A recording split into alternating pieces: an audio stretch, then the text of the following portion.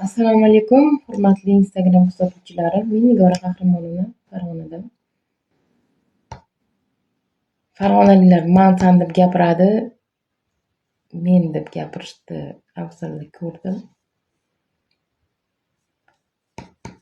Men o'zi asosan Facebook ijtimoiy tarmog'ida siyosat mavzularini ko'tarib chiqadigan blogerdim. Qiziqishga Instagram sahifasini ochdim. Keyin hali bitta post joylagan edim. Kuzatuvchilar obuna bo'lib qo'yinglar, podpiska tugmasini bosib qo'yinglar degan ma'noda yozsam, bitta opa yozibdi.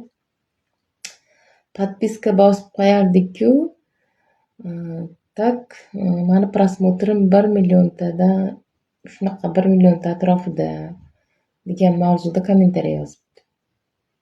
Ha, xo'p dedim.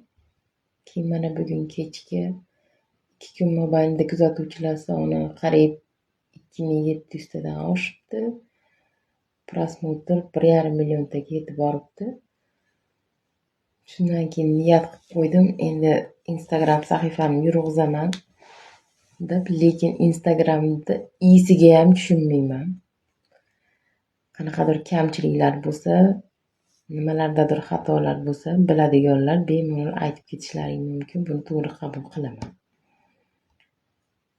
Niyat qildim, maqsad qildim. Kuzatuvchilarimizni soni 100 mingtaga yetganda, balki undan ham oshib ketar, xudo xolasa bahorgacha.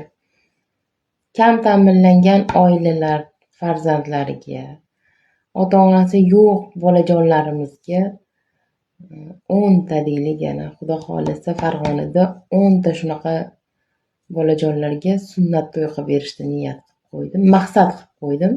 Meni qo'llab-quvvatlaysizlar degan umiddaman. Sog' va salomat bo'linglar.